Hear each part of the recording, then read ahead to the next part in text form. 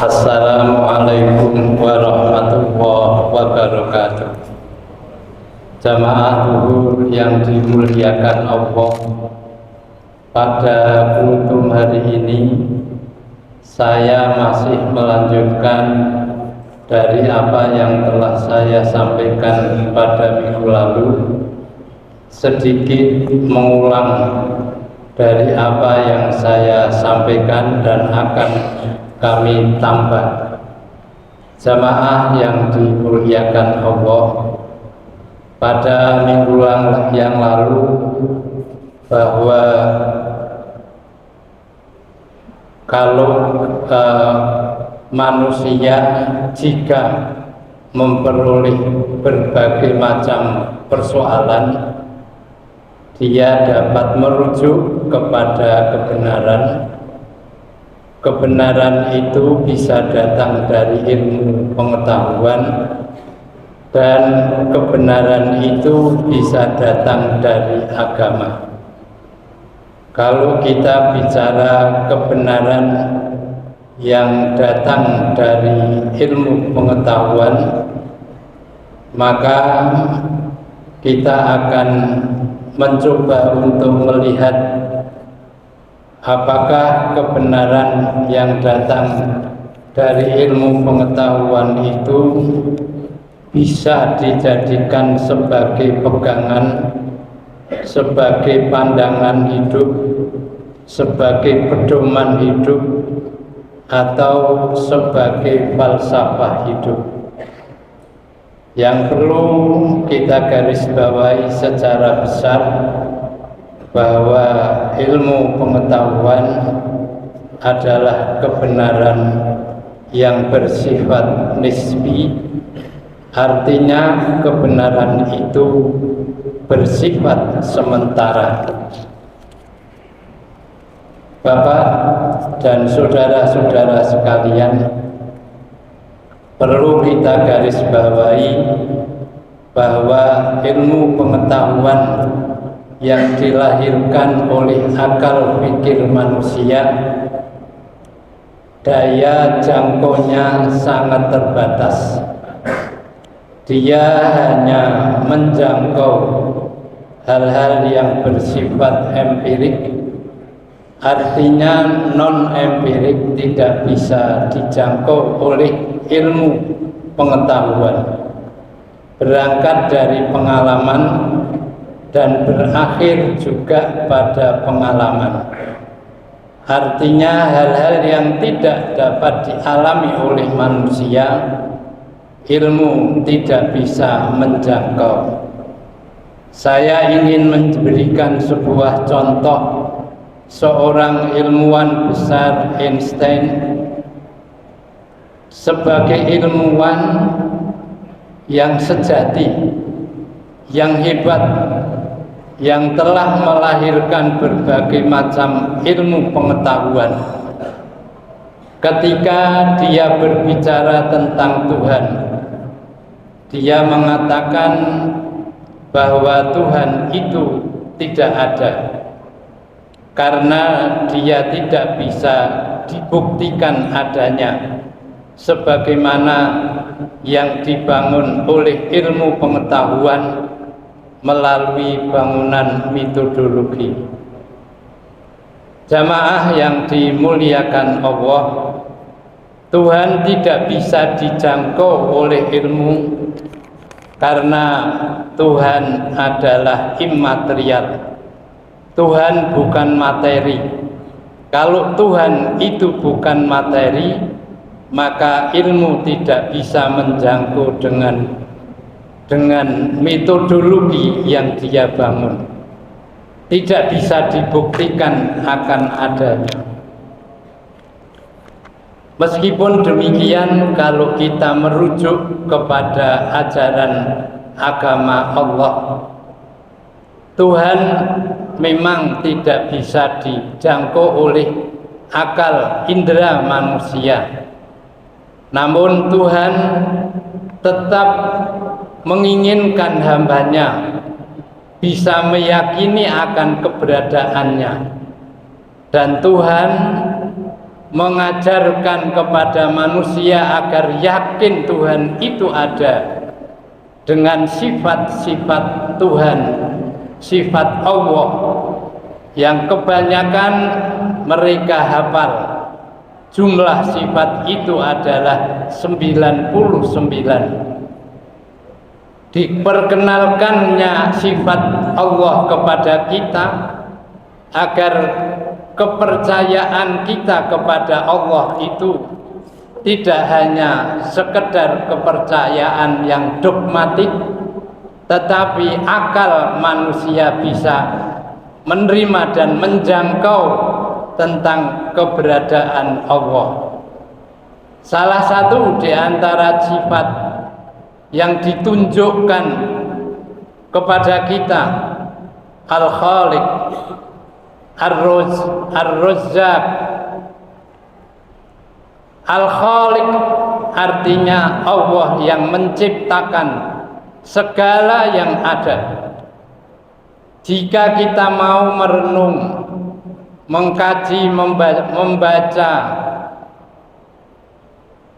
maka dengan ketika kita melihat apa yang diciptakan oleh Allah berupa alam seisinya, keanekaragaman yang ada di atas bumi, keanekaragaman hewan yang ada di dalam lautan, jutaan, di darat, di lautan, di udara, semuanya adalah makhluk ciptaan Allah. Kemudian kalau kita berpikir bagaimana binatang-binatang tersebut dapat hidup, dapat makan, memberi makan berjuta-juta makhluk yang ada di alam ini, bukan sesuatu yang mudah. Tidak bisa dilakukan oleh manusia, tidak bisa dilakukan oleh apapun dan siapapun. Maka akal pikir kita akan mudah untuk menyimpulkan pasti ada yang berkuasa yang bisa memberi itu semuanya. Kembali kepada Al-Quran, wa ma min dabbatin illa 'alallahi rizquha. Kalau kita kembalikan kepada Al-Quran, Allah sudah memberitahu segala yang ada di alam ini semua seluruhnya dijamin rizkinya oleh Allah. Bagaimana Allah memberi makan terhadap makhluk-makhluk ciptaannya yang berjuta, yang tidak bisa dilakukan oleh siapapun. Kemudian kalau kita melihat perkembangan pemikiran seorang Einstein yang dia mengalami perubahan berpikir tentang keberadaan Tuhan.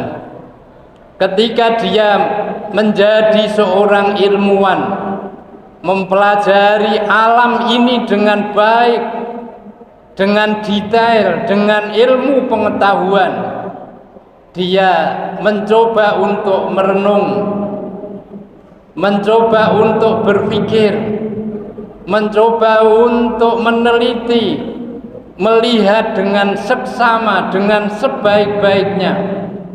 Akhirnya dia berkata, tidak mungkin alam ini tidak ada yang menjadikan, tidak mungkin alam ini terjadi dengan sendirinya, pasti dia ada yang menjadikan.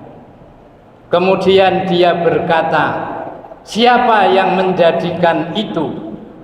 Dia bilang, that is God, itu Tuhan.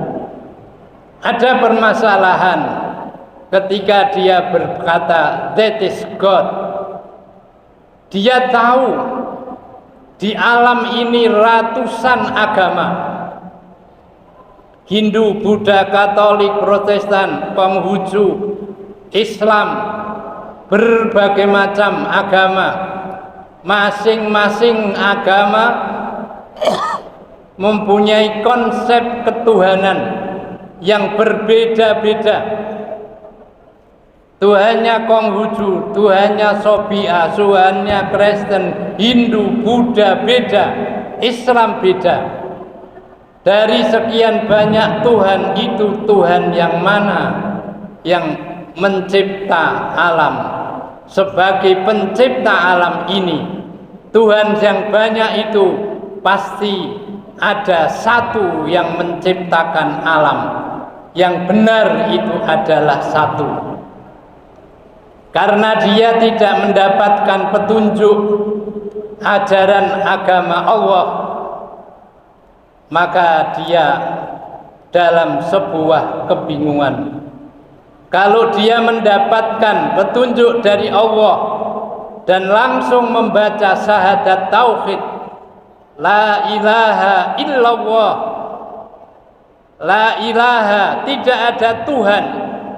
Saja syahadat tauhid ini sudah memberitahu kepada manusia Tuhan itu banyak, sebanyak agama, ilah itu banyak. Tapi kemudian Tuhan membimbing kita dari agama yang mempunyai Tuhan yang berbeda-beda. Allah menentukan, Allah menetapkan, illallah, Tuhanmu itu adalah Allah.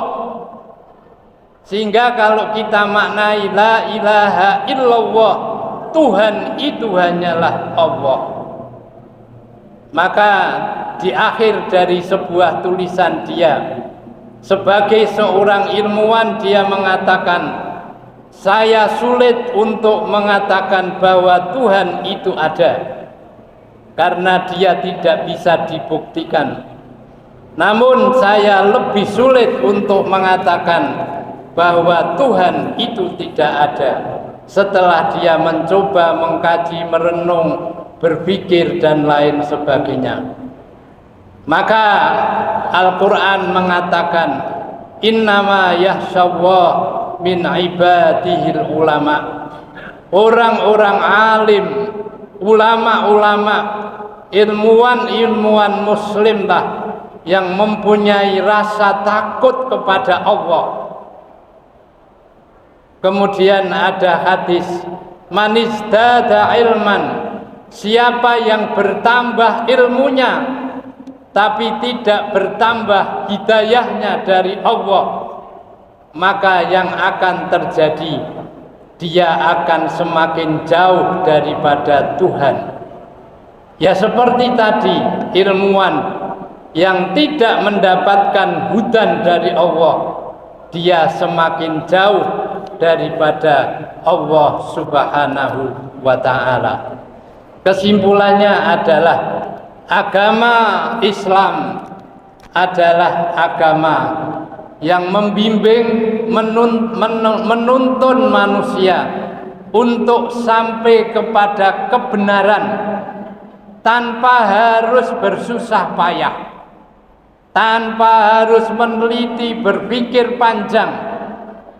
Sudah dituntun oleh Allah kepada kebenaran tanpa harus susah payah.